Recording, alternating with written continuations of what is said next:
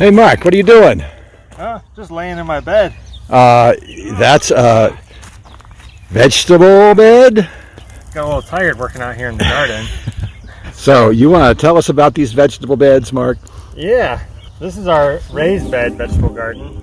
Even though I was laying in it, it's really not for people. So different than what you saw in our lower garden, these are more our kind of tender vegetables that we grow for salads or eating fresh, and less kind of the things we store like in the lower garden. We have 20 some raised beds.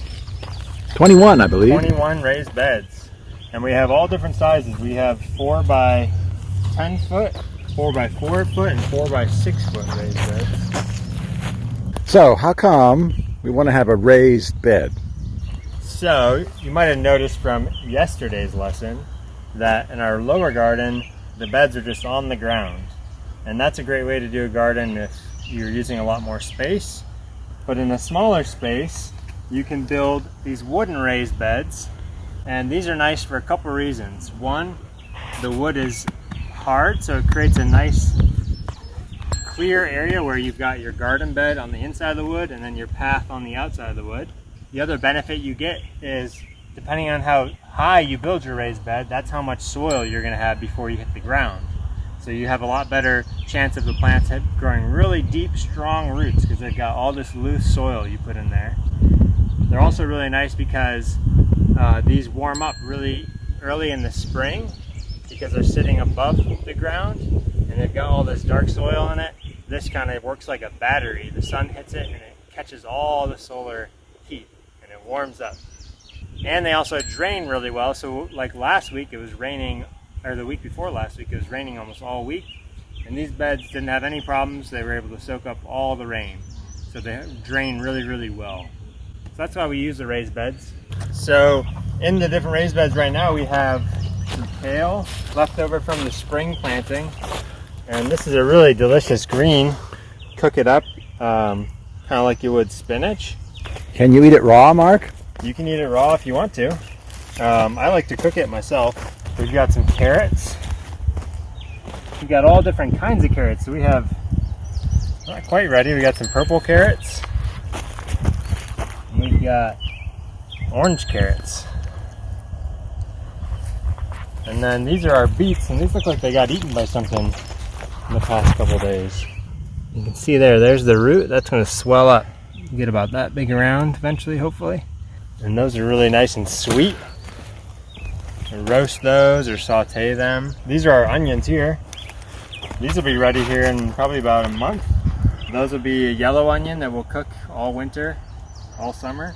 These are eggplants, and some of you guys may have never had an eggplant, but they tend to be about this big, purple, and they're really good fried. If you've been here last year, you probably ate a bunch of these fried. They kind of taste like a mushroom or a meat vegetable.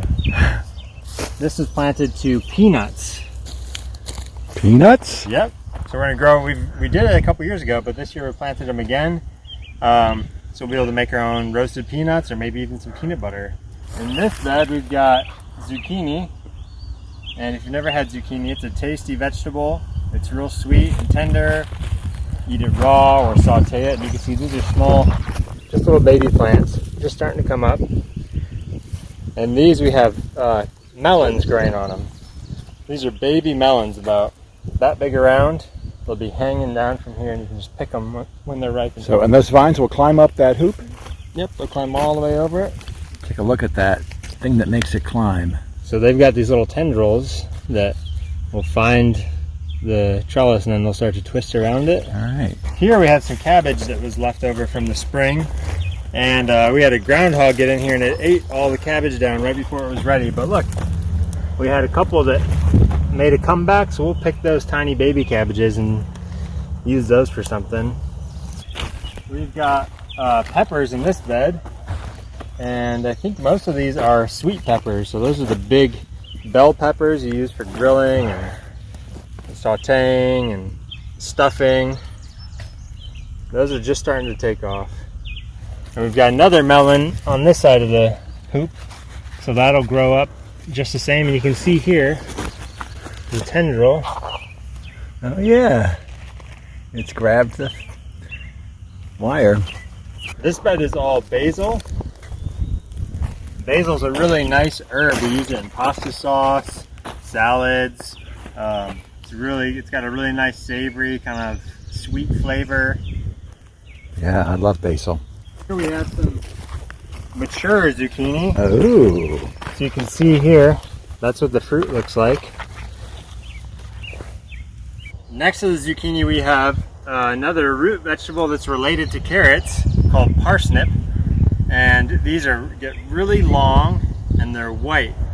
And you harvest them late fall, early winter, and they're really sweet. They kind of taste somewhere between like a potato and a carrot.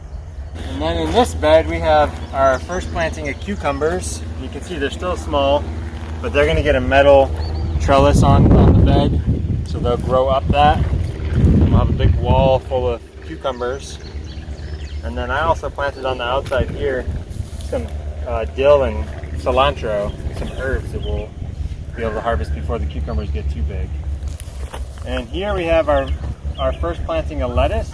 You can see we have all different kinds of lettuce. We've got ones that are purple and green, curly green, oak leaf shape, a curly leaf shape, a long leaf shape, green, red, speckled. speckled's my favorite. They've gotten eaten quite a few times by a groundhog that we caught, so. And they just grow right back. Yep. Unlike some things. Over here we've got scallions, which are a different kind of onion. These onions, you don't wait till they turn into big bulbs.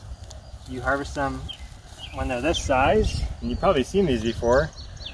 And you use them like that. It's called a green onion or a scallion. That's really good sauteed with any kind of vegetable. It's good in scrambled eggs.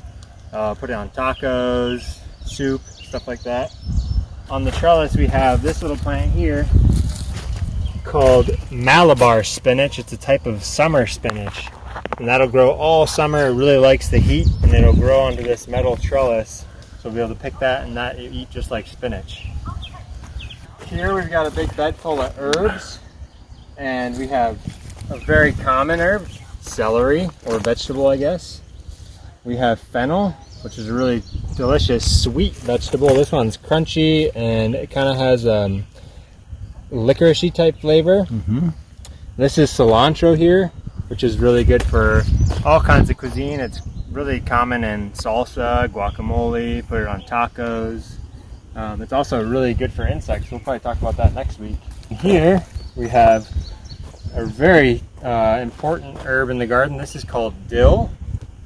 And this is also what makes pickles taste the way they are, dill pickles. And then we have a little bit of parsley that's Very little barely doing anything. This bed has some green beans in it. They're starting to flower. Oh, pretty flowers. There's a little baby bean coming on. And then just next to the green beans we have a really funny vegetable. And this is a radish, but instead of eating the root, you eat these seed pods just like a green bean. And they're kind of spicy, like a spicy green bean. That's called a rat tail radish. This bed is pretty much all oregano now. And this is the herb that makes pasta sauce taste the way it does. It's real spicy and fragrant. Got more oregano. And then we also have some thyme here. And this is another really good cooking herb. This is something that's used with chicken and fish. It's got a really nice sweet kind of savory flavor to it. Thyme, is that T-I-M-E? No, it's T-H-Y-M-E. Wow, that's a homophone. A homophone. Yeah, they sound the same, but they're spelled differently.